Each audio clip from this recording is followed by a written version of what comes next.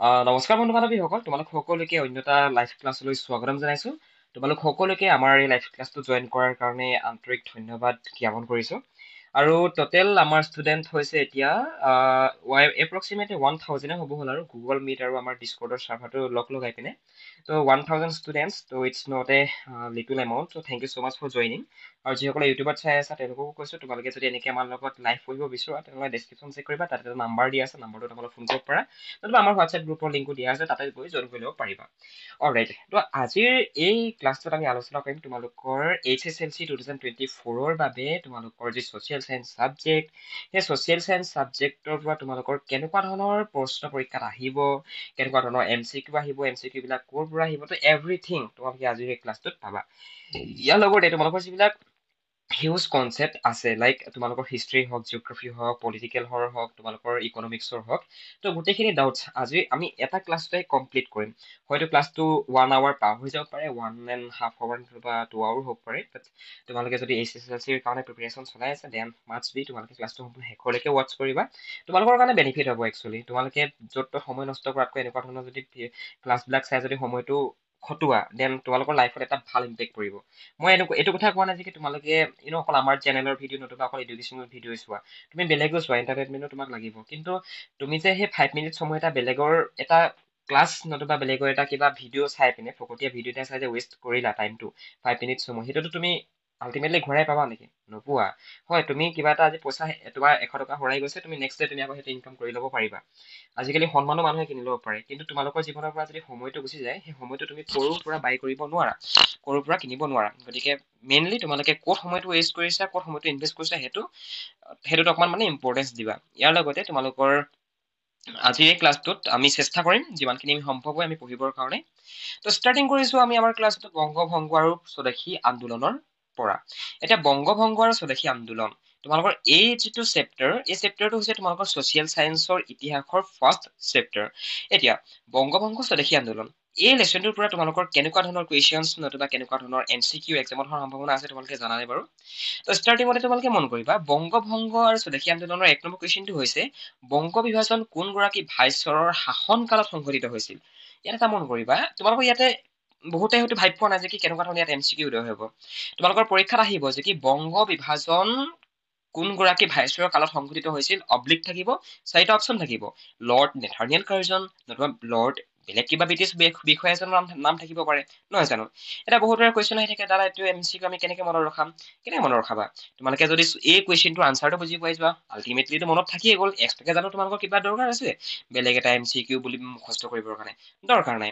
তো ষ্টাৰ্টিঙতে মই তোমালোকক এইটোৱে টিপছ দিছো, তোমালোকৰ যিসকলে MCQৰ কাৰণে ভয় খাই আছিলা, দাদা এইবাৰ মানে কুৱেশ্যন আনচাৰ পেটাৰ্ণ বিলাক অলপ চেঞ্জ হৈছে, তো আমি বুজি পোৱা নাই কেনেকুৱা ধৰণৰ কুৱেশ্যন পৰীক্ষাত আহিব। তো তেওঁলোকক কৈছো, তোমালোকে পৰাপক্ষত যিমান শ্বৰ্ট কুৱেশ্যন আছে তোমালোকৰ কিতাপখনত, গোটেই শ্বৰ্ট কুৱেশ্যন বিলাক শেষ কৰি দিয়া মুঠতে, মুখস্থ লিখা কিবা কৰা শেষ কৰি দিয়া মুঠতে।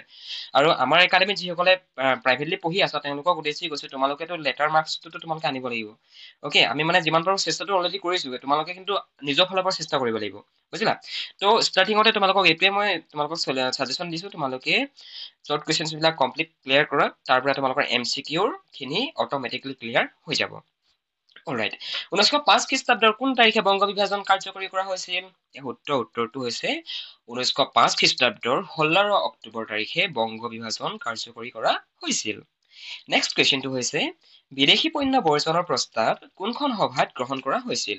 ইয়াৰ শুদ্ধ উত্তৰটো হৈছে দিনাজপুৰত যিখন দ্বিতীয় বিশাল মহাসভা বা জনসভা অনুষ্ঠিত হৈছিল 1905 চনৰ 20 জুলাই তাৰিখে, তাত বিদেশী পণ্য বৰ্জন, অৰ্থাৎ বিদেশী পণ্য মানে কি জানা? পণ্য মিন্স কাপোৰ কানি নতুবা পদাৰ্থৰ কথা বুজায়, বস্তু বাহিনীৰ কথা বুজায়, বুজিলা? বিদেশী পণ্য মানে কি? মানে বিদেশে নতুবা বিদেশীয়ে যিবিলাক বস্তু প্ৰস্তুত কৰিছে আমাৰ কাৰণে, তো সেইখিনি হৈছে বিদেশী পণ্য, বুজিলা? হয়তো বহুতৰে ইয়াত পাজল লাগিব পাৰে, সেইকাৰণে মই কৈ দিলো বাৰু, বেয়া নাপাবা কোৱাৰ কাৰণে। বিদেশী পণ্য বৰ্জনৰ প্ৰস্তাৱ মানে সেই বিদেশীয়ে প্ৰস্তুত কৰা যিবিলাক কাপোৰ কানি সা সামগ্ৰী বস্তু বাহিনী সেইবিলাক বৰ্জন কৰা যিটো প্ৰস্তাৱ, সেই প্ৰস্তাৱটো কেতিয়া গ্ৰহণ কৰা গৈছিল? গ্ৰহণ কৰা গৈছিল দিনাজপুৰত অনুষ্ঠিত হোৱা দ্বিতীয় যিখন বিশাল জনসভা 1905 চনৰ 20 জুলাই তাৰিখে অনুষ্ঠিত হৈছিল, তাতেই বিদেশী পণ্য বৰ্জনৰ যিটো প্ৰস্তাৱ, সেই প্ৰস্তাৱটো গ্ৰহণ কৰা গৈছিল, বুজিলা?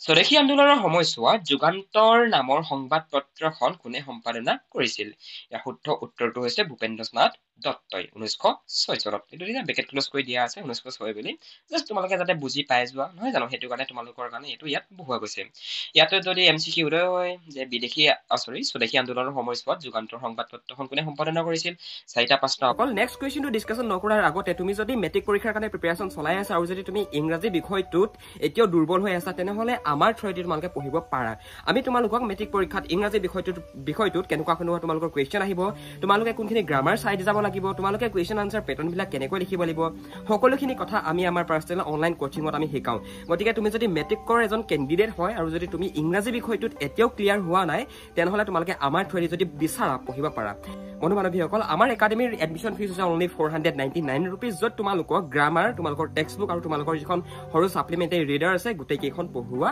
হয় লগতে কুৱেশ্যন আনচাৰবিলাকো বুজাই দিয়া হয় আৰু কোনবিলাক কমন পৰিব সেইবিলাকো শিকাই দিয়া হয় গতিকে তুমি যদি বিচৰা আমাৰ থ্ৰুৱেদি পঢ়িবৰ কাৰণে তেনেহ'লে ওপৰত দিয়া ফোন নম্বৰটোত ফোন কৰা নতুবা ডেছক্ৰিপশ্যনত এখন ফৰ্ম আছে ফৰ্মখন ফিল আপ কৰি দিয়া আমাৰ টিমে তোমালোকক কণ্টেক্ট কৰি ল'ব অপশ্যন থাকিব ৰবীন্দ্ৰনাথ ঠাকুৰ বুলি আহিব পাৰে ভূপেন্দ্ৰনাথ দত্ত বুলি আহিব পাৰে বিভিন্ন ধৰণৰ নাম আহিব পাৰে সুভাষ চন্দ্ৰ বসু বুলি আহিব পাৰে নহয় জানো এতিয়া শুদ্ধ উত্তৰটো কি হ'ব শুদ্ধ উত্তৰটো হ'ব ভূপেন্দ্ৰনাথ দত্ত ভূপেন্দ্ৰনাথ দত্তদেৱে স্বদেশী আন্দোলনৰ সময়ছোৱাত যুগান্তৰ নামৰ এখন সংবাদ পত্ৰ সম্পাদনা কৰিছিল বংগদেশত জাতীয় শিক্ষা পৰিষদ নামৰ অনুষ্ঠানটো কেতিয়া গঠন কৰা হৈছিল 1906 চনৰ 21 মাৰ্চ তাৰিখে বেংগল কেমিকেলছ নামৰ উদ্যোগ প্ৰতিষ্ঠানটোৰ প্ৰধান উদ্যোক্তা কোন আছিল ইয়াৰ শুদ্ধ উত্তৰটো হৈছে আচাৰ্য প্ৰফুল্ল ৰায় বেংগল কেমিকেলছৰ যিজন প্ৰধান উদ্যোক্তা যিজন প্ৰতিষ্ঠাপক প্ৰধান মানে যিজনে নেকি সেইটো প্ৰস্তুত কৰিছে যিজনে নেকি সেইটো এষ্টাব্লিছ কৰিছে তেখেতৰ নামটো হৈছে আচাৰ্য প্ৰফুল্ল ৰায় কাৰ পৌৰোহিত্যত অনুষ্ঠিত জাতীয়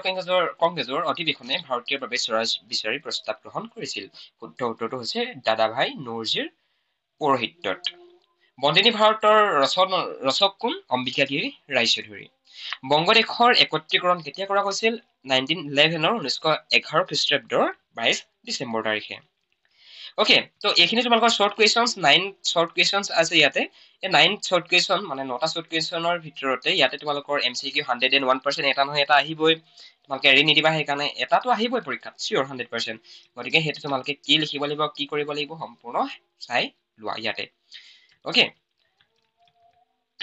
নেক্সট মন কৰা তোমালোকৰ অলপ মানে নেক্সট অলপ এক্সট্ৰা মডেলৰ কুৱেশ্যন কিছুমান আহিব লাইক বংগ বিভাজনে সৃষ্টি কৰা পূব বংগ আৰু অসম নামৰ প্ৰদেশখনৰ সৈতে সংলগ্ন হোৱা বংগদেশৰ প্ৰধান তিনিটা ভৌগোলিক সংমণ্ডল উল্লেখ কৰা ইয়াৰ শুদ্ধ উত্তৰটো হৈছে ভাইটি বন্ধুসকল ক্লাছটোত আগ নবঢ়াৰ আগতে তোমালোকে যদি মেট্ৰিক পৰীক্ষাৰ কাৰণে প্ৰিপেৰেশ্যন চলাই আছা আৰু যদি তোমালোকে পাৰ্চনেল গাইডেন্স বিচৰা অসমীয়া ছাবজেক্টটোত হওক লাগে বেলেগ ছাবজেক্টত হওক লাগে তেনেহ'লে তোমালোকে আমাৰ ফালৰ পৰা যদি ইচ্ছা কৰা পঢ়িবলৈ পাৰিবা তোমালোকে আমাৰ লগত যদি জইন হৈ লোৱা আমি তোমালোকৰ মেট্ৰিক পৰীক্ষাত কোনখিনি প্ৰশ্ন আহিব কোনখিনি কমন পৰিব তাৰ কুৱেশ্যন আনচাৰবিলাক কেনেকৈ লিখিব লাগিব আমি সকলোখিনি কথা আমি গাইড কৰি দিম ইয়াৰ কাৰণে তোমালোকে এই নম্বৰটোত ফোন এটা কৰা নতুবা ডেছক্ৰিপশ্যনত এখন ফৰ্ম আছে ফৰ্মখন ফিল আপ কৰি দিয়া আমি তোমালোকক নিজে যোগাযোগ কৰি ল'ম ঢাকা আৰু চট্টগ্ৰাম বংগ বিভাজনৰ অন্তৰ্নিহিত উদ্দেশ্য কি আছিল চমুকৈ লিখা এতিয়া চোৱা মই এগেইন তোমালোকক কৈছো আমাৰ ক্লাছবিলাকত অলৰেডি এইটো কথা আমি ডিছকাশ্যন কৰিয়ে গৈছো যে কি বংগ বিভাজনৰ যিটো ষ্টৰিটো আমি অলৰেডি ডিছকাশ্যন কৰি গৈছো বাট ষ্টিল মই তোমালোকক এটা কথা বুজাই দিব বিচাৰিছো এতিয়া ইয়াত শ্বৰ্টলি লিখা গৈছে যে কি বংগ বিভাজনৰ অন্তৰ্নিহিত উদ্দেশ্য কি আছিল উত্তৰ লৰ্ড কাৰ্জনৰ বংগ বিভাজনৰ উদ্দেশ্য আছিল ঐক্যবদ্ধ বংগ শক্তিক দ্বিখণ্ডিত কৰা বুজিলা এতিয়া চোৱা ঐক্যবদ্ধ বংগ শক্তিক দ্বিখণ্ডিত কৰা কেইটা শব্দ হ'ল এটা দুটা তিনিটা চাৰিটা পাঁচটা এই পাঁচটা শব্দই হ'ল পৰীক্ষাত যদি আহি যায় বংগ বিভাজনৰ অন্তৰ্নিহিত উদ্দেশ্য কি আছিল চমুকৈ লিখা 5 নম্বৰ যদি ইয়াৰ কিনাৰতে যদি 5 নম্বৰ বুলি বহাই দিয়ে তেতিয়া যদি তোমালোকে কেৱলতে এটা লাইন লিখি থৈ নম্বৰ পাবা জানো নোপোৱা তেতিয়া তোমালোকে ষ্টৰিটো লিখিব লাগিব বংগ বিভাজনক কিয় ভাগ কৰি দিব বিচাৰিছিল ব্ৰিটিছসকলে কি ভাগ কৰিব বিচাৰিছিল বাৰু তাত বিভিন্ন ধৰণৰ কাৰণ আছিলে নহয় জানো আৰু তোমালোকে পৰাপক্ষত কাৰণ কেইটা মানে অলপমান মানে পইণ্ট ৱাইজ কৰিব চেষ্টা কৰিবা যদি 5 নম্বৰ আহে তেনেহ'লে 4টা পইণ্ট লিখিবা তোমালোকে মানে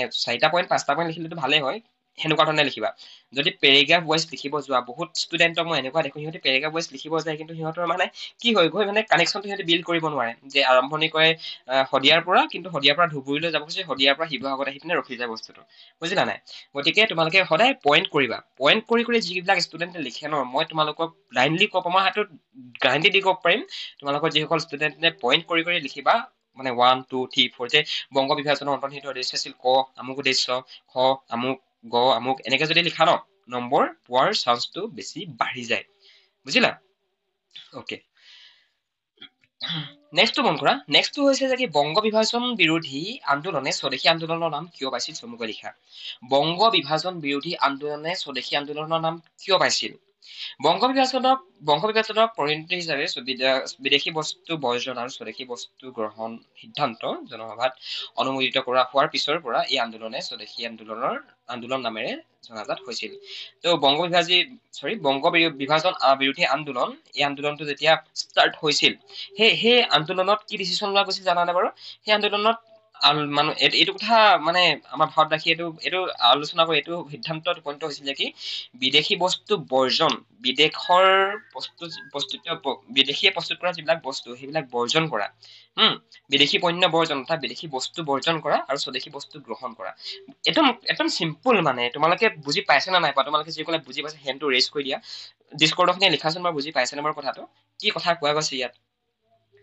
চোৱা বংগ বিভাজন বিৰোধী আন্দোলনটো ন সেইটো সময়ত যদি গোটেই সমগ্ৰ ভাৰতবৰ্ষতে যদি পুৰা এটা ষ্ট্ৰং যদি ৰূপ পালেহেঁতেন ন তেতিয়া মানে সেইটো সময়তে ব্ৰিটিছসকল যাবলগীয়া হ'লহেঁতেন আকৌ এক্সট্ৰাকে সিহঁতক ভাৰতীয় আন্দোলন কৰি স্বদেশী আন্দোলন কৰি পিনে অসহযোগ আন্দোলন কৰি পিনে হয় নাই আইন অমান্য আন্দোলন কৰি খেদিবলৈ দৰকাৰে নাছিলে বুজিলা নাই তো বংগ বিভাজন বিৰোধী আন্দোলনৰ সময়ত আমি ভাৰতবাসীয়ে কি কৈছিলে সেইটো সময়ত বিদেশৰ দ্বাৰা প্ৰস্তুত কৰা যিবিলাক বস্তুবিলাক মানুহে এৰি দিছিলে মানে নালাগে ব্ৰিটিছে প্ৰস্তুত কৰা বস্তু আমাক আমি ভাৰতবাসী আমি নিজে প্ৰস্তুত কৰিম আমাৰ কি কেপাবিলিটি নাই নেকি আমাৰ কি ক্ষমতা নাই নেকি গম পালা নাই মেইন কি পইণ্টটো হৈছে সেইটো আৰু সেই সিদ্ধান্তটো যেতিয়া ল'লে যে কি বিদেশী বস্তু নালাগে আমি স্বদেশী বস্তু গ্ৰহণ কৰিম এই সিদ্ধান্তটো যেতিয়া ল'লে ইয়াৰ পৰৱৰ্তী পৰ্যায়ত ভাৰতবাসীয়ে এই যিটো বংগ বিভাজন বিৰোধী আন্দোলন এই আন্দোলন যিটো নাম দি লৈছিল সেই নামটো চেঞ্জ কৰি পিনে স্বদেশী আন্দোলন নামেৰে জনাজাত কৰিছিল বুজি পালানে বাৰু হেণ্ডটো ৰেজ কৰা যিসকলে বুজি পালা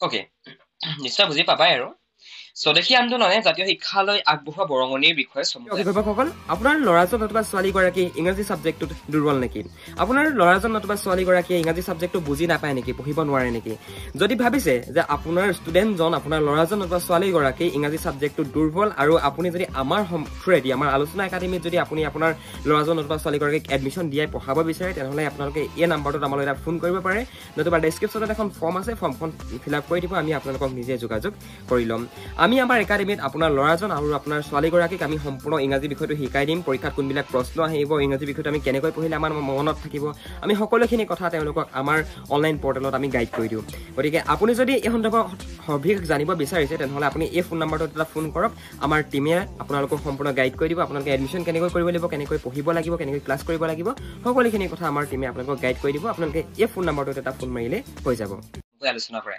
স্বদেশী আন্দোলনে মানে স্বদেশী আন্দোলন মানে বুজি পাইছা সেই বংগ বিভাজন বিৰোধী আন্দোলনৰ কথাকে কোৱা হৈছে ইয়াতে তো কেনেকুৱা ধৰণৰ জাতীয় শিক্ষাৰ বৰঙণি আগবঢ়াইছিল বাৰু বিভিন্ন ধৰণে বৰঙণি আগবঢ়াইছিল তোমালোকে ইয়াতে লিখিব পাৰা মই জাষ্ট তোমালোকক ওপৰে কথাখিনি কৈ দিব বিচাৰিম যাতে তোমালোকে কথাবিলাক বুজি পাই যোৱা মানে সেইটো সময়ত ব্ৰিটিছসকলেও স্কুল প্ৰস্তুত কৰি দিছিলে ভাৰতবৰ্ষত এইবিলাক ষ্টৰী টাইপত যদি তোমালোকে বুজি পোৱা ন ইজি হ'ব তোমালোকৰ কথাবিলাক মনত ৰাখিবলৈ তাৰমানে ব্ৰিটিছসকলে সেইটো সময়ত এনেকুৱা নহয় যে সিহঁতে জাষ্ট আমাক শোষণ কৰিছিলে শোষণৰ লগতে আমাক শাসনো কৰিছিল বুজিলা শোষণৰ লগতে শাসন মানে কি এতিয়া চোৱা সিহঁতি ইণ্ডিয়াত আহি পিনে সিহঁতৰ ইংৰাজী ভাষাটো সিহঁতি প্ৰচলন কৰিছিলে সিহঁতৰ লগত মিছনাৰীসকল আহিছিলে মিছনাৰী মানে যিসকলে খ্ৰীষ্টান ধৰ্মটো প্ৰচাৰ কৰিছিলে বুজি পাইছা এতিয়া সেইটো মানে ব্ৰিটিছৰ যিবিলাক স্কুল আছিলে ব্ৰিটিছৰ স্কুলতে মানে আমাৰ ইণ্ডিয়ান যিবিলাক ষ্টুডেণ্টছ বিলাক পঢ়ি আছিলে বুজি পালা নাই বাৰু কিন্তু ইণ্ডিয়ান ষ্টুডেণ্টছ বিলাক পঢ়িছিলে হয় কিন্তু সিহঁতি নিজবীয়াকে এটা শিক্ষা দিছিলে কিন্তু আমাৰ ভাৰতবৰ্ষ যদি তুমি আমাৰ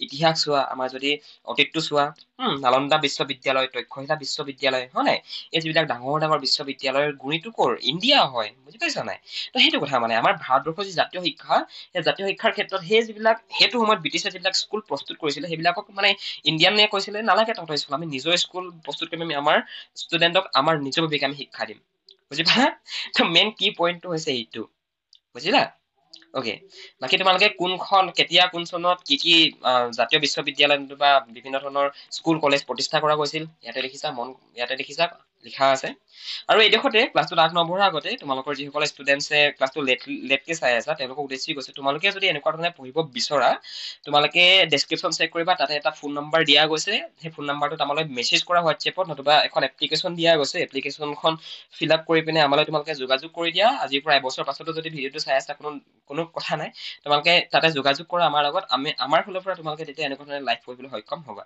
আৰু এনেকুৱা ধৰণৰ ক্লাছবিলাক কেৱল মাত্ৰ আমাৰ যিখিনি এডমিশ্যন লোৱা ষ্টুডেণ্ট সেই এডমিশ্যন লোৱা ষ্টুডেণ্টছ বিলাকেহে পায় বহুত মানে ভাল ধৰণে পায় ক্লাছবিলাক আমি সম্পূৰ্ণ ল'ৰা ছোৱালীবিলাকক গাইড কৰি দিওঁ আৰু কেতিয়াবাহে মানে আমি এটা দুটা ক্লাছ ইউটিউবৰ যোগেদি মানে আমি পাব্লিছ কৰোঁ যি ধৰণে এইটো ক্লাছ তোমালোকে ইউটিউবৰ যোগেদি পাই আছে বুজিলা গতিকে যিসকলে পঢ়িব বিচৰা ডেছক্ৰিপশ্যন চেক কৰা তাতে এটা ফোন নম্বৰ দিয়া গৈছে সেই ফোন নম্বৰতে তোমালোক ফোন কৰা নতুবা মেছেজ কৰা আমি তোমালোকক আমাৰ ইয়াতে জইন কৰাই ল'ম আৰু য'ত নেকি তোমালোকক আমি গোটেই ক্লাছবিলাকৰ এক্সেছ প্ৰদান কৰি দিম ইয়াত এটা বস্তু মন কৰা স্বদেশী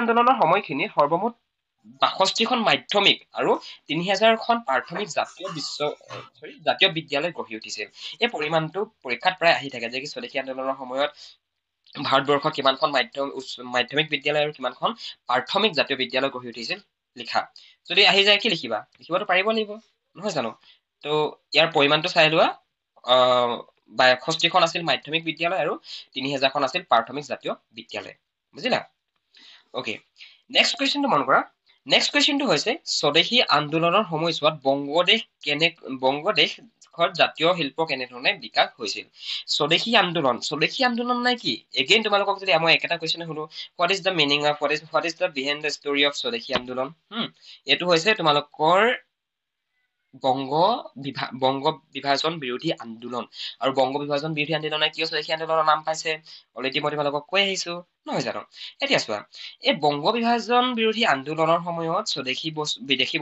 বিদেশী পণ্য বৰ্জন স্বদেশী বস্তু মানে গ্ৰহণ কৰাৰ প্ৰস্তাৱটো অনা গৈছিল তো সেইটো কাৰণে মানে ইয়াতে এইটো বংগ বিভাজন আন্দোলনে স্বদেশী আন্দোলনৰ নাম পাইছিল আৰু সেইটো সময়ত আমাৰ ভাৰতবৰ্ষত মানে অৰ্থাৎ বংগদেশত জাতীয় শিল্পৰ কেনেধৰণে বিকাশ হৈছিল বাৰু তো সেইটো সময়ত ব্ৰিটিছসকলে সেইটো সময়ত মানে ৱাইনো বনাইছিল ৱাইন মানে হৈছে মদ এলকহল বনাইছিল কাপোৰ কানি বনাইছিল তাৰপৰা তম্বাকু বনাইছিল তম্বাকুটো বুজি পোৱাই চিগাৰেট শিখৰ মানে চাদা সেইবিলাকৰ কথা কোৱা হৈছে না শিখৰ বনোৱা নাছিল মানে তম্বাকু মানে সেইটো তম্বাকুৰ কথা কোৱা হৈছে যিটো নেকি চাদা বুলি আমাৰ জেনেৰেলি আমাৰ অসমীয়া মানুহবিলাকে কয় আৰু অকে এলকহল বনাইছিল ইয়াৰ লগতে বিভিন্ন ধৰণৰ তেল চাবোন তাৰ লগতে কাপোৰ কানি এইবিলাক ব্ৰিটিছসকলে প্ৰস্তুত কৰিছিল নিজৰ দেশত আমাৰ ইয়াৰ পৰাই কেঁচামাল নিছিল কেঁচামাল মানে কি বাৰু শব্দটো তোমালোকে শুনিবলৈ হয়তো অলপ বেয়া পাব পাৰে কেঁচামাল কিন্তু শব্দটোৰ মিনিং তোমালোকে যিটো ভাবিছা সেইটো মিনিং নহয় কেঁচামাল মানে হৈছে মানে যিকোনো এটা বস্তু তৈয়াৰ কৰিবলৈ তাৰ যিকোনো এটা বস্তু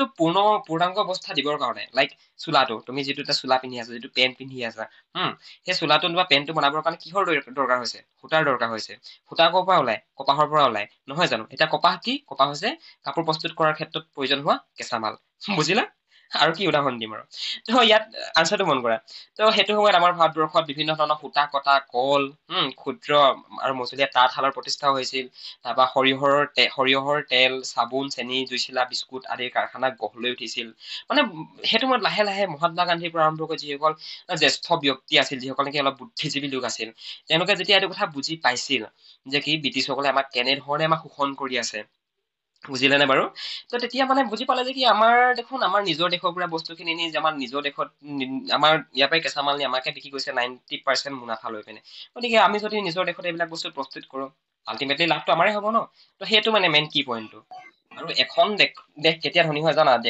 এখন দেশ তেতিয়াহে ধনী হয় যেতিয়া দেশখনে উৎপাদন বেছিকে কৰিব এক্সপৰ্ট ইম্পৰ্ট আমদানি ৰপ্তানি আমদানি মানে কোনোবা এখন দেশৰ পৰা আমদান কৰা মানে কোনোবা এখন দেশৰ পৰা বস্তু কিনা এতিয়া বোলে ভাৰতে চীনৰ পৰা আমুকটো বস্তু আমদানি কৰিলে অৰ্থাৎ ভাৰতবৰ্ষ চীনৰ পৰা আমুকটো বস্তু কিনিলে মানে ললে ৰপ্তানি কৰা ৰপ্তানি মানে কি ৰপ্তানি মানে হৈছে আমি কি বস্তু এক্সপৰ্ট কৰিছো মানে আমি কি বস্তু উৎপাদন কৰি দিব পাৰিছো তো সেইটো হৈছে আমদানি আৰু ৰপ্তানি আণ্ডাৰষ্টেণ্ড আৰু সেইটো সময়ত এওঁলোকে বুজি পাইছিলে যে কি আমি যদি ৰপ্তানিটো বৃদ্ধি কৰো আমি বেলেগৰ পৰা লোৱাতকৈ যদি আমি নিজে প্ৰস্তুত কৰি আমি বেলেগক দিব পাৰো আল্টিমেটলি আমি তেতিয়াহে ধনী হ'ম তেতিয়াহে আমাৰ দেশৰ যিটো ইকনমিক যিটো কণ্ডিশ্যন অৰ্থনৈতিক যিটো পৰিস্থিতি সেই পৰিস্থিতিটো সবল হ'ব নহয় জানো তো কথাবিলাক কি পইণ্টবিলাক লগাব পাৰিছানে বাৰু যদি লগাব পাৰিছা হেণ্ডটো ৰেইজ কৰিবা ডিছকৰ্ডৰ খিনি বুজি পাইছানে কথাবিলাক অ'কে গাইজ, বুজি পাইছে যদি থেংক ইউ ভেৰি মাছ। বুজি পালেই হ'ল আৰু মেট্ৰিক পৰীক্ষা পাছ কৰিলে যিদিনাখনি ভাল ধৰণে পাছ কৰিবা, যিদিনাখনি মোলৈ মনত পেলাবা যে আমাৰ দাদা এজন আছিল, পলাশ দাদা, সেই পলাশ দাদাই এনেকে পঢ়াইছিল, গতিকে কথাবিলাক ভাল ধৰণে বুজি পাইছিলো। তাৰ পৰা যদি মেট্ৰিক পৰীক্ষাটো ভাল ধৰণে পাছ কৰা, ফোন এটা কৰিবা, মেছেজ এটা কৰিবা, দাদা মোৰ ঘৰটো এইটো, গুগল মেপত লোকেশ্যন পঠিয়াই দিবা, চৰি হোৱাটছএপত গুগল মেপৰ লোকেশ্যন পঠিয়াই দিবা, আমাৰ টিমৰ 4-5জন আমি যাম খানা খাবলৈ, হ'ব? অকে, বাকী তোমালোকে এইখিনি যিখিনি ইয়াত পৰিমাণ দেখিছা, যিধৰণে বিভিন্ন ধৰণৰ ইয়াত ব্যক্তিৰ নাম আছে, যোগেশ চন্দ্ৰ চৌধুৰী, কৃষ্ণ বিহাৰী সেন, এই এই মানুহবিলাকৰ নামবিলাক তোমালোকে মনত ৰখাবা। এওঁলোকৰ মানে এটা ভূমিকা, এওঁলোকৰ এটা গুৰুত্বপূৰ্ণ ভূমিকা আছে মানে, গম পাইছা নাই? মানে এনেকুৱা নহয় যে কি সেইটো সময়ত ভাৰতবৰ্ষত যিমান মানুহ আছিল সকলো মানুহ ইকনমিকেলি নতুবা বহুত বুদ্ধিজীৱী আছিল, নহয় নহয়। সকলো মানুহ যদি বুদ্ধিজীৱীয়ে হল হয় ভাৰতবৰ্ষৰ, তেনেহলে দেখোন ব্ৰিটিছৰ তেলত আমি নাথাকিলোৱে হয়, নহয় জানো? কিন্তু সেইবিলাকতে একো একোজন ব্যক্তিয়ে মানে মুখ্য ভূমিকা পালন কৰে, আৰু সেই মুখ্য ভূমিকা পালন কৰা ব্যক্তিজনৰ নাম তোমালোকে মনত ৰখাটো তোমালোকৰ কাৰণে কৰ্তব্য, ইম্পৰ্টেণ্ট হয় তোমালোকৰ কাৰণে, বুজিলা? তো গতিকে মানুহবিলাকৰ নাম মনত ৰখাই থৈ দিবা। অকে, নেক্সট মন কৰা। স্বদেশী আন্দোলন দমন কৰাৰ উদ্দেশ্যে ব্ৰিটিছ চৰকাৰে কি কি আন্দোলন বিৰোধী কাৰ্যসূচী গ্ৰহণ কৰিছিল, অথবা স্বদেশী আন্দোলন দুৰ্বল কৰাৰ বাবে ব্ৰিটিছ চৰকাৰে কি কি কৰ্মপন্থা লৈছিল, আন্দোলনৰ নেতাসকলৰ পৰা চৰকাৰে সঁহাৰি লাভ কৰিছিল নে? এতিয়া চোৱা, স্বদেশী আন্দোলন মানে বংগ বিভাজন বিৰোধী আন্দোলনটোক দমন কৰাৰ বাবে ব্ৰিটিছ চৰকাৰে কেনেকুৱা ধৰণৰ কাৰ্যসূচী লৈছিল? আল্টিমেটলি আন্দোলন মানে কি গম পাইছা নাই? এভিলিউচন মানে মুভমেন্ট। সেই আন্দোলনটো কাৰ এগেইনষ্টত কৰা গৈছিল? ব্ৰিটিছৰ এগেইনষ্টত, যে ব্ৰিটিছ তহঁতি আমাৰ ইয়াত থাকিব নালাগে, তহঁতক আমাক দৰকাৰো নাই, আমি আমাৰ দেশ আমি নিজে চম্ভালিম। ব্ৰিটিছক আল্টিমেটলি ব্ৰিটিছৰ এগেইনষ্টতো এইটো মনোভাৱ লৈ পিনে এইটো ইণ্ডিয়ানে আন্দোলন কৰিছিল, নহয় জানো? এতিয়া আমাৰ ভাৰতবাসীক বাধা দিবলৈ ব্ৰিটিছ চৰকাৰে কি কি তাত মানে আন্দোলন বিৰোধী কাৰ্যপন্থা মানে কি কি হেৰি ষ্টেপ হাতত লৈছিল মানে? এতিয়া চোৱা, তোমালোকে ইয়াত যিকেইটা পইণ্ট দেখিছা ন, তোমালোকক মই এইটো 100% চিয়ৰলি ক'ব পাৰিম, তোমালোকৰ যদি পৰীক্ষাত প্ৰশ্নটো আহে, যদি 5 মাৰ্কছৰ আহে, তোমালোকে ইয়াৰ পৰা যদি 5টা পইণ্টটো যদি তোমালোকে পৰীক্ষাত লিখিব পাৰা ন, বিলিভ মি, ট্ৰাষ্ট মি, তোমালোকে এইকেইটা লিখি তোমালোকৰ পৰীক্ষাত নম্বৰ পাব পাৰিবাই, মানে 5 নম্বৰ আহিলে 5 নম্বৰে পাবা তোমালোকে। এইটো চিন্তাৰ কোনো কাৰণে নাই। এইবিলাক গোটেইবিলাক আমি একদম ধুনীয়াকে চাই চাই পৰীক্ষাৰ কাৰণে তোমালোকৰ কাৰণে প্ৰিপেৰেশ্যন চলাবৰ কাৰণে এইবিলাক অনা হৈছে। গতিকে তোমালোকে যিসকলে আমাৰ ইয়াতে জইন হোৱা নাই গাইজ, কাইণ্ডলি তোমালোকে জইন হৈ ল'বা। এডমিশ্যন ফিজ 499, সেই 499ত আজিকালি ভাল মোবাইল ফোনৰ 3মহীয়া ৰিচাৰ্জ এটাও নাহে, তোমালোকে জইন কৰি ল'বা। 499 একো এটা ডাঙৰ এমাউণ্ট নহয়। আমি এমাউণ্টটো এইটো কাৰণে লওঁ, এডমিশ্যন ফিজটো, কাৰণ আমাৰ টিচাৰসকলক পে' কৰিবলগীয়া থাকে, টিচাৰক চেলাৰী দিবলগীয়া থাকে, তো সেইটো কাৰণে আমি মানে এটা এমাউণ্ট তোমালোকৰ পৰা লওঁ। বাকী আন একো ইয়াত কথাই নাই মানে। তোমালোকৰ ভাল হ'লে আল্টিমেটলি আমাৰ দেশখন ভাল হ'ব, বুজিলা? দেশখন ভাল হ'লে কি আৰু মই ভাল হ'ম, প্ৰথমতে দেশ, তাৰ পৰাহে আৰু নিজৰটো। অকে, 1 নম্বৰটো হৈছে ব্ৰিটিছ সাম্প্ৰদায়িক ভেদ নীতিৰে মুছলমানসকলক স্বদেশী আন্দোলনৰ পৰা আঁতৰাই আনিছিল। ব্ৰিটিছসকলে কি কৈছিল জানানে? ব্ৰিটিছসকলে মুছলমান আৰু হিন্দু মুছলমানৰ মাজত এটা বিভেদ আনি দিছিল। বিভেদ মানে বুজি পাইছে আৰু, মানে সেইটো সময়ত মুছলমানসকল মাইনৰিটিছ আছিল। মাইনৰিটিছ মানে বুজি পাইছা, যিসকল নেকি সংখ্যালঘু বুলি কোৱা হয় অসমীয়াত। এটা দুটা ইংৰাজী শব্দও শিকিবা। মেজৰিটিছ মানে কি? সংখ্যা গৰিষ্ঠ, মানে বেছি থকা। মাইনৰিটিছ মানে কি? কমকে থকা, মানে বুজি পাইছা? Majority minority. অকে, তো সেই ব্ৰিটিছসকলে মুছলমানসকলক মানে আঁতৰাই আনিছিল, মানে বিভিন্ন ধৰণৰ তাত হেৰি ভৰাই দিছিল, নেগেটিভ চেঞ্চ ভৰাই দিছিল মানে মুছলমান লোকসকলক, যে কি হিন্দুসকলে তোমালোকক ভাল নাপায়, তো এনেকুৱা ধৰণৰ বিভিন্ন ধৰণৰ থিংকিং বিলাক মুছলমান লোকসকলৰ মাজত ভৰাই দিছিল। কিন্তু তেওঁলোক বাৰু সম্পূৰ্ণ ছাকচেছফুল হোৱা নাছিল, অলপ হৈছিল যদিও কিন্তু সম্পূৰ্ণৰূপে ছাকচেছফুল হোৱা নাছিল। তোমালোকে জানানে বাৰু, এতিয়া যিখন আমি বাংলাদেশ বুলি কওঁ, এতিয়া যিখন আমি পাকিস্তান বুলি কওঁ, এতিয়া যিখন আমি পূব বংগ বুলি বাৰু এতিয়া হেৰিকে কয়, বাংলাদেশকে কয়। আগতে বাংলাদেশ পাকিস্তান নাছিল, আগতে হিন্দুস্তান হৈ আছিল। বাংলাদেশো ভাৰতবৰ্ষৰ অংগ আছিল, পাকিস্তানো ভাৰতবৰ্ষৰ অংগ আছিল। কিন্তু 1947 চনত যেতিয়া ভাৰতবৰ্ষৰ স্বাধীনতা লাভ কৰিলে, তাৰ সেইটো সময়তে কি হ'ল? পাৰ্টিশ্যন হ'ল। পাৰ্টিশ্যন মানে কি? বিভাজন। পাৰ্টিশ্যন শব্দটোৰ অৰ্থ কি? বিভাজন। পাৰ্টিশ্যন হোৱাৰ পৰৱৰ্তী পৰ্যায়ত কি হয়? মহম্মদ আলী জিন্নাই মুছলমান লোকসকলৰ কাৰণে এখন মানে পৃথক ৰাজ্য বিচাৰিলে। তেখেতে পৃথক এখন দেশ লাগে, ক'লে যে কি নাই, মানে এই কথাখিনি কি কাৰণে কৈছে জানা নাই বাৰু? এইখিনি ইয়াত লিংক আছে, মানে তোমাৰ খিলাফত আন্দোলন, চাইমন কমিশ্যন, গোটেইখিনি কথা পিছলৈ লিংক আছে, বুজিলা? এইখিনি কথা তোমালোকক আই ডন্ট ন তোমালোকক স্কুলত এইবিলাক কথা পঢ়াই নে নপঢ়াই, বাট আমাক কিন্তু এইবিলাক কথা সেইটো সময়ত স্কুলত ভালদৰে নপঢ়ালে যদিও আমাক কলেজত, মোৰ অনাৰ্ছ আছিলে তোমাৰ পলিটিকেল চায়েন্সত, ভালকে পঢ়ালে মানে পলিটিকেল চাইন্সত এইখিনি। সেইকাৰণে মই যি ধৰণে উপকৃত হলো, এতিয়া মই ক'ব পাৰিছো ন তোমালোকক, মই ক'ৰবাৰ পৰা চাই কৈছো, চাই গতো কৈ থকা নাই। তোমালোকতো পিছত গৈ তোমালোকৰ উপকাৰ হ'ব। মেজৰ যদি লোৱা পলিটিকেল চাইন্সত কিমানখিনি তোমালোকে এডভান্স হৈ থাকিবা। আৰে সেইটোৱেটো কথা ন মেইন, হয় নে নহয়? কমেণ্ট কৰা হয় নে নহয়? হয়তো আকৌ। অকে, তো মহম্মদ আলী জিন্নাই কি কৰিলে, মুছলমান লোকসকলে ভাৰতবৰ্ষত বা ইণ্ডিয়াত, হিন্দুস্থানত মানে হিন্দু আৰু স্থান, হিন্দুসকলৰ স্থান মানে য'ত নেকি হিন্দু থাকে, বুজিলা নাই বাৰু? অকে, তো তেখেতে ক'লে যে কি এইটো প্ৰস্তাৱ আগবঢ়ালে যেতিয়া নেকি ভাৰতবৰ্ষৰ কাৰণে এখন সংবিধান প্ৰস্তুত কৰা হৈ আছিল সেইটো সময়ত, আৰু যেতিয়া নেকি ভাৰতবৰ্ষক স্বাধীনতা দিবৰ কাৰণে ইংলেণ্ডৰ যিটো লেবাৰ পাৰ্টিটোৱে যেতিয়া নেকি ডিচিশ্যনটো ল'লে, তেতিয়া মহম্মদ আলী জিন্নাই ক'লে যে কি ভাৰতবৰ্ষত মুছলমানসকল সম্পূৰ্ণৰূপে সুৰক্ষিত নহয়। মুছলমানসকলৰ যি অধিকাৰ ভাৰতবৰ্ষত নাই, মুছলমানৰ কোনো অধিকাৰেই নাই, একো ৰাইটছে নাই, এনেকে ক'লে। সেইটো কাৰণে মানে বহুত হেৰি ক্ৰিটিকেল এনালাইচিছ হ'ল সেইবিলাক পিছত গৈ পাবাগৈ। তাৰ পৰা পাকিস্তান হিচাপে মানে মুছলমান লোকসকলৰ কাৰণে এডোখৰ ঠাই হেৰি কৰি দিয়া হ'ল। এডোখৰ হিন্দুস্তান, এডোখৰ মুছলমান, এনেকে মানে ভাগ কৰি দিয়া হ'ল। আৰু সেইটো সময়ত পাঞ্জাৱৰ পৰা আৰম্ভ কৰি পাঞ্জাৱ, হাৰিয়ানা, সেইটো সময়ত সেইকেইটা অঞ্চলত যিসকল মুছলমান লোক আছিল, তেওঁলোক তালৈ মাইগ্ৰেট কৰিলে। মাইগ্ৰেট মানে কি গম পাইছা? অসমীয়াত কি হ'ব মাইগ্ৰেট মানে? বিকাশ, মাইগ্ৰেট মানে কি অসমীয়াত? প্ৰব্ৰজন। অকে, প্ৰব্ৰজন কৰিলে মানে মাইগ্ৰেট কৰিলে, প্ৰব্ৰজন কৰিলে। সেই প্ৰব্ৰজন কৰাৰ সময়ত ভাৰতবৰ্ষ তথা সেইটো বহুত মিলিয়ন, লাখ 10-20 লাখ মানুহ মৰিছে। মানে হিন্দু মুছলমানৰ মাজত দাংগা প্ৰচাৰ হৈ গৈছে। তাৰমানে পুৰা মানে মৰা কটা লাগিছিলে মানে সেইটো সময়ত, বুজিলা? তো ব্ৰিটিছসকলে মানে এনেকুৱা ধৰণৰ কাম বিলাক কৰিছিল। আল্টিমেটলি কিন্তু ইয়াৰ কাৰণে জগৰীয়া ব্ৰিটিছসকলে।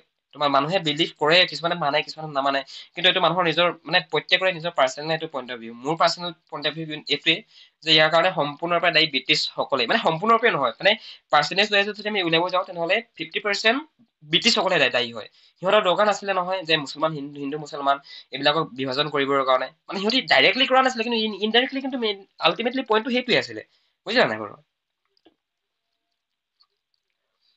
অকে, নেক্সট পইণ্টটো মন কৰা। নেক্সট পইণ্টত কোৱা গৈছে, লৰ্ড কাৰ্জনে মুছলমানসকলক পূব বংগ আৰু অসম নামৰ নতুন প্ৰদেশখনত নিজস্থ গৃহভূমি লাভ কৰিব বুলি আশ্বাস প্ৰদান কৰিছিল। পূব বংগ মানে কি বাৰু? কি বুলি ক'লো? পূব বংগ মানে বাংলাদেশ। এতিয়া আমি যি পূব বংগ পঢ়ি আছো, সেই পূব বংগ মানে হৈছে বাংলাদেশ, বুজিলা? অকে, সেই পূব বংগ আৰু অসম ইয়াত মানে সেই মুছলমান লোকসকলে মানে নিজৰ ঘৰ হ'ব বুলি মানে আশ্বাস প্ৰদান কৰিছিল লৰ্ড কাৰ্জনে। আৰু লৰ্ড কাৰ্জনৰ শাসন কালতে বংগ বিভাজন কাৰ্যকৰী কৰা হৈছিল, ৰাইট? তো সেইটো মানে মেইন পইণ্টটো। গতিকে তেওঁলোকে আন্দোলন কৰিব নালাগে যে আল্টিমেটলি তোমালোকৰ যিটো মাতৃভূমি নতুবা তোমালোকৰ গৃহভূমি বাংলাদেশ আৰু অসম, নৰ্থ ইষ্টৰ মানে মেইনলি অসমখনৰ কথাকে কয়, অসম মেঘালয় আৰু তোমালোকৰ বাংলাদেশ হ'ব। গতিকে তোমালোকে আন্দোলন কৰিব দৰকাৰ নাই গতিকে তোমালোকে আন্দোলনৰ পৰা দূৰত থাকা, এইবুলি কৈছিলে মানে লৰ্ড কাৰ্জনে মুছলমান লোকসকলক, বুজিলা? ক'ত মাথা খটাইছে দেখিছা নাই বাৰু? ব্ৰিটিছে 1909 চনৰ শাসন সংস্কাৰৰ মাধ্যমত পৃথক ভোটাধিকাৰীয়েও মুছলমানসকলক পৃথক আৰু ব্ৰিটিছৰ আনুগত্য ৰাজনৈতিক শক্তিত পৰিণত কৰিছিল। তো এইটো পইণ্ট লিখিব পাৰা। আৰু বিভিন্ন ধৰণৰ আছে যে কি বিভিন্ন ধৰণৰ পইণ্ট বুলি ক'বলৈ গ'লে, 1 ছেকেণ্ড, কি হৈ গ'ল? অকে, যিবিলাক ৰাজহুৱা মেল মিটিং সেইবিলাক হেৰি কৰিছিল, বন্ধ কৰি দিছিল ব্ৰিটিছসকলে, যে তোমালোকে ৰাজহুৱা মিটিং পাতিব নোৱাৰা। কেলে নোৱাৰা? যে ৰাজহুৱা মিটিং পাতিলে আল্টিমেটলি ব্ৰিটিছৰ বিষয়ে আলোচনা হয়, গতিকে তোমালোকে মানে মিটিং পাতিব নোৱাৰা তোমালোকে ৰাজহুৱা মিটিং। অকে, আৰু আমি যিটো বন্দে মাতৰম বুলি আমি যিটো কওঁ, আমাৰ এতিয়া তোমালোকে দেখিছা এনে ইণ্ডিপেণ্ডেন্স ডে হৈ গৈছে, ৰিপাব্লিক ডে হৈ আছে 26ত। সেই ৰিপাব্লিক ডে দিনাখন আমি কি কৈছো? বন্দে মাতৰম কৈছো, জনগণ মন গাইছো বন্দে মাতৰম।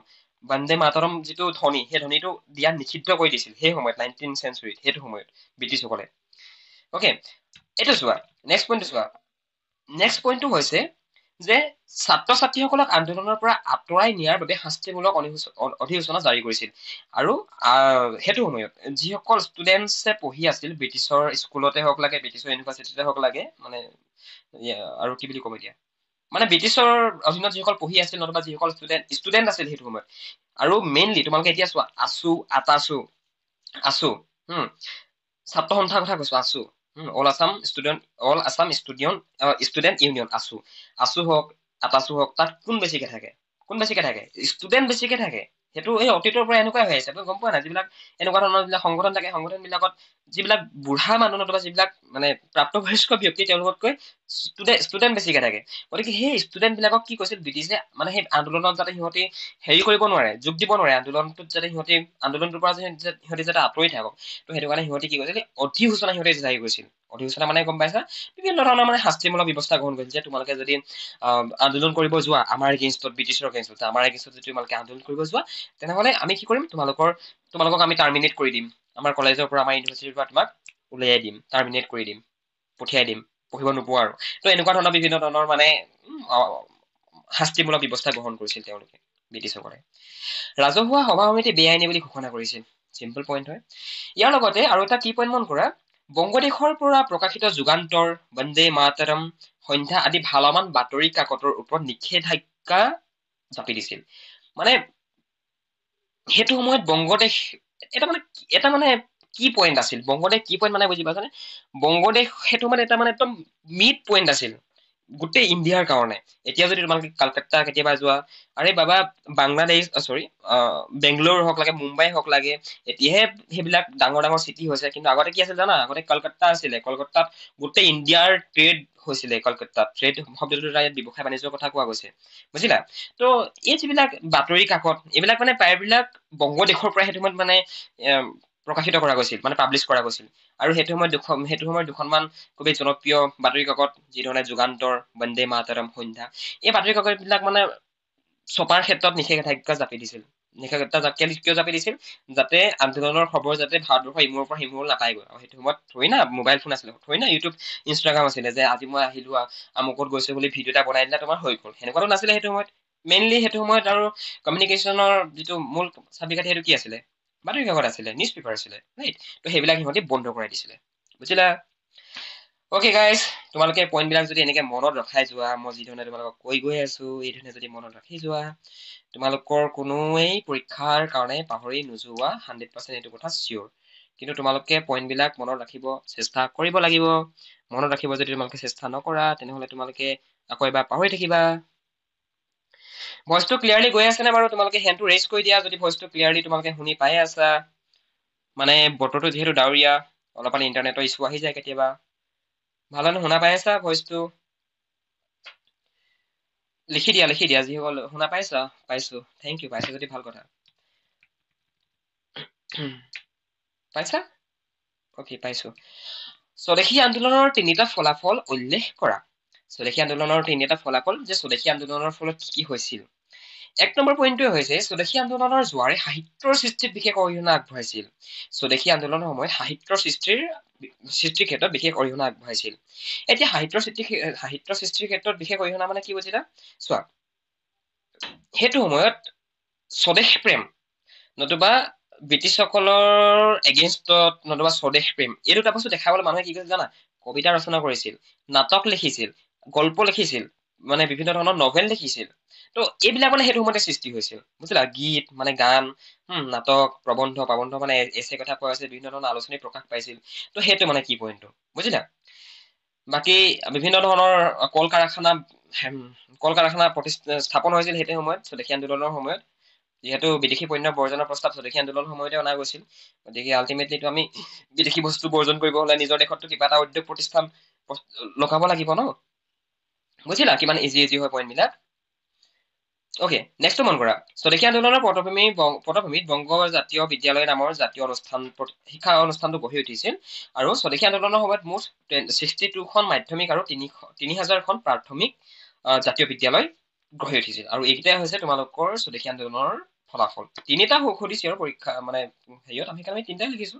যদি আমাক 10টা সুধিলে আমি 10টা লিখিলো হয়। আৰু এনেকুৱা নহয় যে কি তোমালোকৰ কিতাপত এই তিনিটাই আছে, ধেৰ আছে, তোমালোকে যি মন যায় লিখিব পাৰা। কিন্তু দেখিব পাৰা ইয়াত দাদা ইয়াত দেখোন তিনিটা 4টা লাইন আছে। কিন্তু 4টা লাইন থাকিলে কি হব? তোমালোকৰ কথাখিনিতো ইয়াত অন্তৰ্ভুক্ত হৈছে নে নাই হোৱা? গতিকে পৰাপক্ষত কথাবিলাক অন্তৰ্ভুক্ত কৰিবলৈ চেষ্টা কৰিবা। কথাবিলাক যদি অন্তৰ্ভুক্ত কৰিবলৈ চেষ্টা নকৰা, তেনেহলে তোমালোকৰ যিমান পঢ়ি শুনিও লাভ নাই, যিমান লিখিও লাভ নাই। পৰীক্ষাত নম্বৰকেইটা পালা, পাহৰি গলা, তাৰপিছত কি কৰিবা? আল্টিমেটলি পিছত গৈ পিনে আকৌ পঢ়িব লাগিব, নহয় জানো? গতিকে কি পইণ্ট বিলাক তোমালোকে মনত ৰখোৱা। অকে, ওকে গাইজ, নেক্সট কুৱেশ্যনটো হৈছে তোমালোকৰ স্বদেশী আন্দোলনৰ তিনিটা অৱদান উল্লেখ কৰা। স্বদেশী আন্দোলনৰ অৱদানৰ বিষয়ে আমাক সুধিছে। এতিয়া চোৱা, স্বদেশী আন্দোলনৰ ফলাফল, স্বদেশী আন্দোলনৰ অৱদান, এই দুইটা তোমালোকৰ পৰীক্ষাৰ কাৰণে ইম্পৰ্টেণ্ট হয়। এটা নহয় এটা তোমালোকৰ পৰীক্ষাত আহিবই। এতিয়া স্বদেশী আন্দোলনৰ অৱদান বুলি কোৱাৰ লগে লগে কি লিখিব লাগিব মন কৰা একবাৰ। Okay, 1 second. তোমালোকৰ স্বদেশী আন্দোলনৰ অৱদান কেইটা হৈছে, এক নম্বৰটো হৈছে তোমালোকৰ স্বদেশী আন্দোলনে ভাৰতবাসীক গণ আন্দোলনৰ সম্পৰ্কে এটা ৰাজনৈতিক শিক্ষা দি যাবলৈ সক্ষম হৈছিল। স্বদেশী আন্দোলনে ভাৰতবাসীক, আৰু সেইটো সময়ত কি জানানে বাৰু, স্বদেশী আন্দোলনৰ আগৰ সময়ছোৱাত মানে ইণ্ডিয়ান চিটিজেন বিলাকে, ভাৰতৰ নাগৰিক বিলাকে বুজি পোৱা নাছিলে যে আন্দোলন মানে কি, বিভিন্ন ধৰণৰ এভলিউচন কাক কয়, মুভমেন্ট কাক কয়, আন্দোলন মানে কি, বিৰোধ কৰা মানে কি, এইবিলাক মানে বুজি পোৱা নাছিলে। কিন্তু যেতিয়া নেকি স্বদেশী আন্দোলন হ'ল, স্বদেশী আন্দোলনৰ পৰৱৰ্তী পৰ্যায়ত মানে ভাৰতবাসীয়ে এইটো কথা বুজি পাইছিলে যে কিছু আন্দোলন কি বস্তু। স্বদেশী আন্দোলনে ভাৰতবাসীক গণ আন্দোলনৰ সম্পৰ্কে, যে জনসাধাৰণে যদি একগোট হৈ ওলাই আহে, তেনেহলে সেই জনসাধাৰণৰ মাজত কিমান শক্তি সোমাই আছে, জনসাধাৰণৰ শক্তি কিমান একলগ হৈ যদি ওলাই আহে, সেই শক্তিৰ বিষয়ে তেখেতলোকে জানিবৰ কাৰণে অৱগত হৈছিল বা সক্ষম হৈছিল। 2 নম্বৰটো হৈছে স্বদেশী আন্দোলনৰ মাজেৰে ভাৰতীয়ই ব্ৰিটিছ চৰকাৰৰ ওচৰত স্বৰাজ দাবী কৰাৰ সুযোগ লাভ কৰিছিল। স্বদেশী আন্দোলনৰ মাজেৰে ভাৰতীয়সকলে ব্ৰিটিছ চৰকাৰৰ ওচৰত স্বৰাজ মানে কি, স্বৰাজ মানে হৈছে স্বাধীনতা। স্বৰাজ শব্দটোৰ অৰ্থ কি বুলি ক'লো, স্বাধীনতা। তো ইয়াৰ আগতেতো ভাৰতবাসীয়ে কল্পনাই কৰিব পৰা নাছিলে যে কি ব্ৰিটিছসকলে আমি খেদি পঠিয়াম, ব্ৰিটিছসকলক আমাক দৰকাৰ নহয়। তো দে কান ইমেজিন বিফৰ স্বদেশী আন্দোলন, বিফৰ স্বদেশী মুভমেন্ট, বুজিলা। কিন্তু যেতিয়া নেকি স্বদেশী আন্দোলন হ'ল, তাৰ পৰৱৰ্তী পৰ্যায়ত ভাৰতবাসীয়ে এইটো সুযোগ লাভ কৰিলে যে কি ব্ৰিটিছৰ ওচৰত আমি স্বাধীনতা বিচাৰিব পাৰিম, আমি স্বাধীনতা বিচাৰিম। নেক্সটটো হৈছে স্বদেশী আন্দোলনৰ মাজেৰে ভাৰতীয় ব্ৰিটিছ চৰকাৰৰ ওপৰত স্বৰাজ দাবী কৰাৰ সুযোগ লাভ কৰিবলৈ সক্ষম হৈছিল। আৰু স্বদেশী আন্দোলনৰ মাজেৰে ভাৰতবৰ্ষত সহস্ৰ বিপ্লৱৰ সূচনা হৈছিল। সহস্ৰ বিপ্লৱ মানে আকৌ এটা ডাঙৰ ট্ৰাম আহি গ'ল তোমালোকৰ কাৰণে। সহস্ৰ বিপ্লৱ মানে হৈছে তোমাৰ সমগ্ৰ ভাৰতবৰ্ষই মানে একলগ হৈ পিনে ব্ৰিটিছৰ এগেইনষ্টত আন্দোলন কৰাৰ ক্ষেত্ৰত মানে এটা সূচনা হৈছে, এটা ধাৰা সূচনা হৈছিল। লাইক চিপাহী বিদ্ৰোহৰ প্ৰভাৱ অসমতো পৰিছিল দেখোন, কিন্তু কম পৰিছিল। আৰু সেইটো সময়ত জানা নাই বাৰু, ব্ৰিটিছৰ আগত কোন আছিলে? ব্ৰিটিছৰ আগত আছিলে মোগল। ব্ৰিটিছৰ আগত আহিছিলে পৰ্তুগীজসকল আছিল।